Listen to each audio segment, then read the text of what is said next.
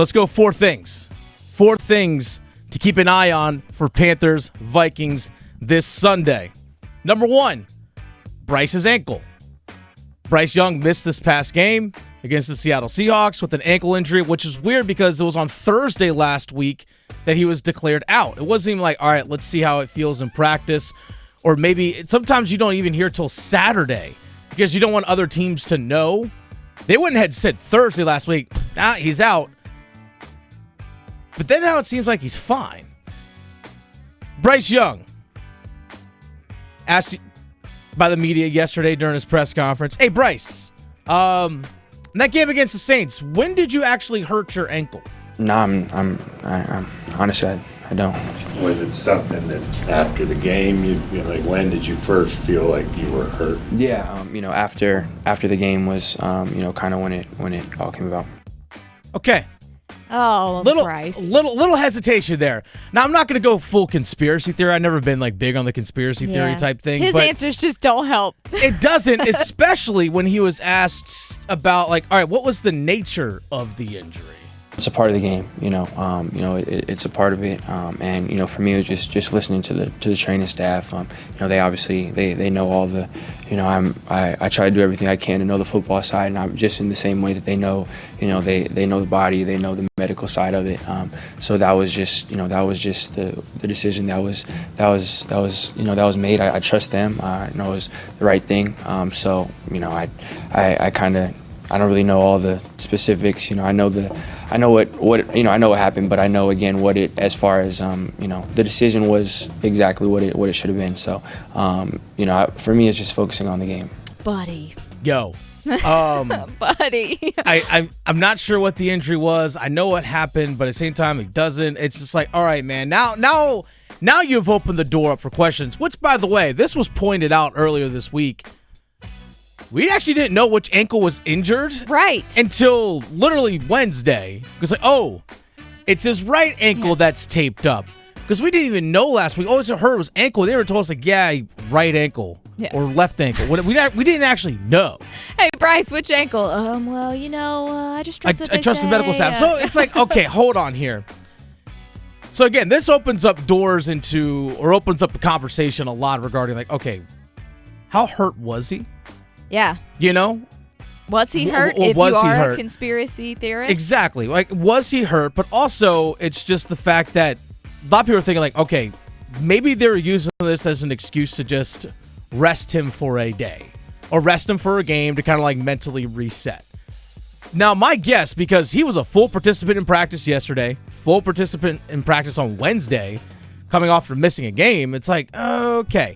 Now, CJ Henderson, who we saw roll his ankle against the Seattle Seahawks and miss the rest of the game against the Seahawks, was a full participant in practice yesterday. So it's okay, we went from limited Wednesday to full participant yesterday. We actually physically saw that injury and actually him come out of the game. We didn't see that with Bryce. So there's no actual, again, there's so much just uncertainty when it comes to this, which I guess is smart if you're an organization. You don't want people to know. But I don't know, man. It just looks so it looks bad. Shady. It really does. It's smelly. It's, I try not to be a conspiracy theorist either, but when you have Bryce not fumbling on the field, but fumbling all over himself during press conferences trying to answer a question. Yeah, I'm buddy, you should know, how did your ankle feel? And it's your body. You have to know your body as an athlete. Now, I will say this is I played lacrosse through college. I even played football my freshman year as well. And there's sometimes I would wake up after a game the next morning and be like, oh, when did this start hurting? Sure. When did this happen? That stuff does happen. But you got to know your body. And so when he's up there saying, I just, I trust the medical staff. I only focus on football. So, okay, did they come up to you and tell you, hey, your ankle's not working. You're sitting. Look right. It doesn't look right at all. Yeah. My guess is the fact that because their offensive line is very much not good. Very bad. Very bad. All right, you know what? If this was hey, we have a chance to make the playoffs here, if this was a high-stakes game, that dude was playing. Right. But I think it's you know what? Let's just be smart with it. Make sure you are fully ready to go because you're going to have to escape. Yeah. You're going to have to escape. So the first 2 weeks of the season for Bryce Young, He was pressured on 33% of his dropbacks. Okay, what does that mean? I'll paint the picture for you. So, for example, on first down, let's say they throw the ball 3 straight times. On first down, he completes a pass, let's say, to Adam Thielen, because that's the only person catching passes right now. Exactly. So he completes a pass to Adam Thielen and goes for 4 yards, because that's really about how far these passes have been going for Bryce Young. So then on second down, he gets pressured, like the defensive lineman, let's say the defensive end against Ike Ekwonu beats him around the corner, and he has to run out of the pocket and he has to throw the ball away on the second down. And then on third down, he throws one underneath to Hayden Hurst, who catches the ball for 5 yards. There it is, 3-and-out punt. That's what it's been mostly for Bryce Young. He's literally pressured on 1 out of every 3 times he passes the football. 1 out of every 3. That's not good. Yeah, I want to have a healthy ankle too. All right, so that's first things, Bryce Young's ankle. Second thing, injuries as a whole are mounting up right now for this Panthers team. Bad. And it's especially on defense. We've already seen J.C. Horn go out with a hamstring injury, which I hate to say was predictable to him getting hurt. Then we had Shaq Thompson goes out with an injury as well. Massive. Then during this past game, we saw Xavier Woods go out with a hamstring injury. The reports are anywhere from like a month to 6 weeks for Xavier Woods. Okay, and then so now, how can it get worse? Oh, it can get a lot worse. Uh-huh. So you're already down 3 starters going into this game against Minnesota. We saw CJ Henderson go out with an ankle injury against the Seahawks, though he was a full participant in practice. But again, those things can be re-aggravated. Frankie Luvu went out late in the first half against the Seahawks, did not return because of a hip injury. Now, he was limited in practice this week, which I think for him being limited in practice indicates that he's going to play this weekend, in my opinion, because if he wasn't going to play, he wouldn't be practicing in any way, shape, or form. So those are things to keep an eye on, but those, again, are injuries that could be re-aggravated. But then also you look on the offensive side of the ball. Chandler Zavala, the rookie out of NC State, who started all 3 games at guard, once at right guard, twice at left guard.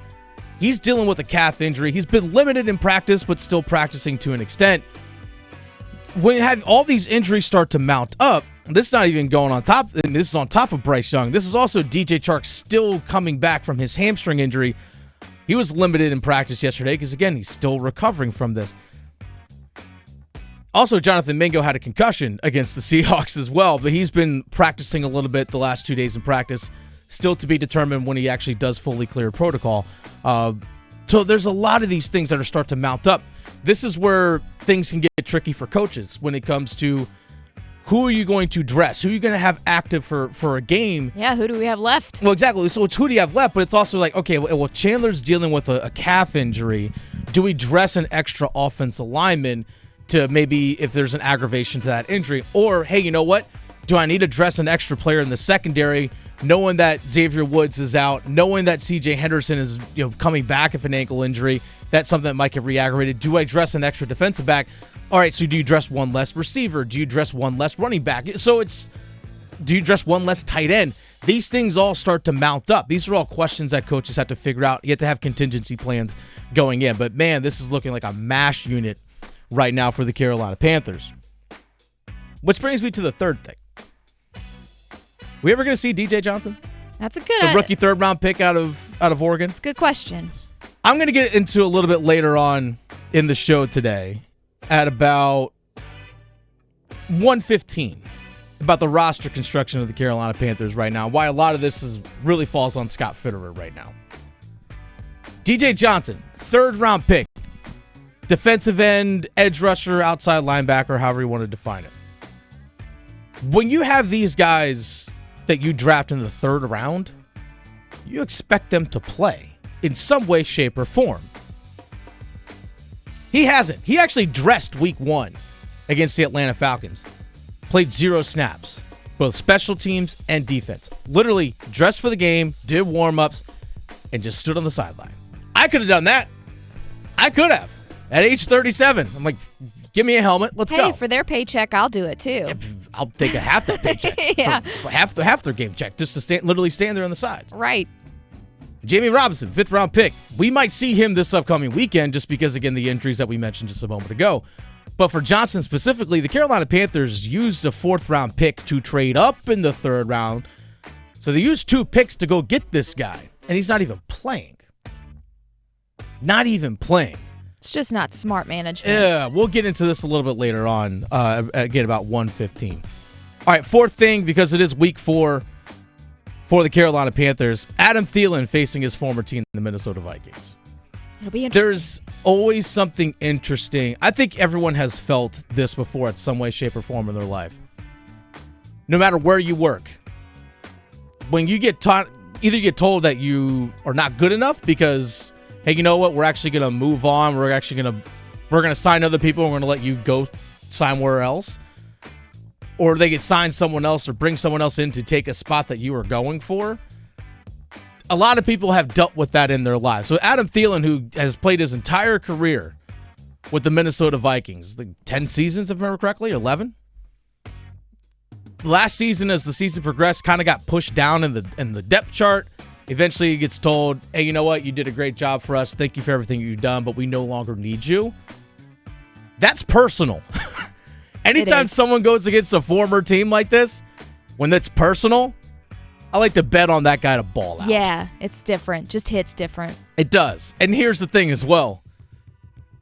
Who else is playing well as a receiving threat for the Carolina Panthers other than Adam Thielen? Go ahead. I'll wait. Tell me. Oh, no one? Exactly. No one's playing better in terms of the receiving group. That includes tight ends and running backs. Any of the skill guys on offense. I mean, honestly, he's been the best player on offense for this Carolina Panthers team. So far this season, he sure has. He's been the number one guy, which we predicted because DJ Chark hasn't been healthy. But, yeah, Thielen's been Mr. Reliable. We'll see what he can do against his former team. By the way, this game coming up between the Vikings and the Panthers, 1 o'clock down at Bank of America Stadium this Sunday. Panthers can't afford to get into a shootout.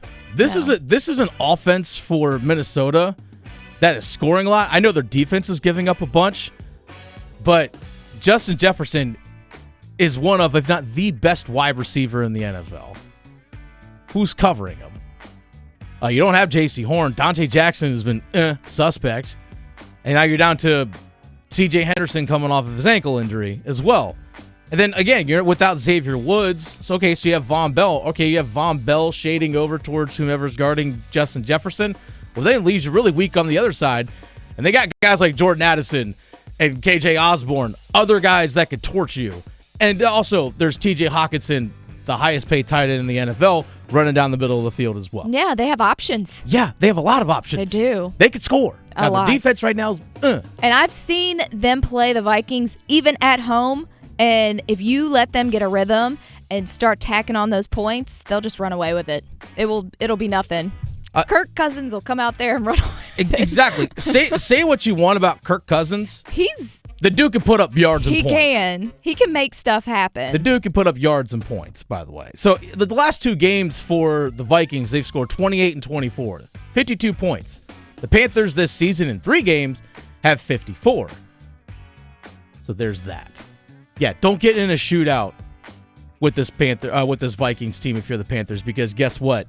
Your offense is not going to be able to keep up with them. It's someone's get right game because they're both 0 and 3.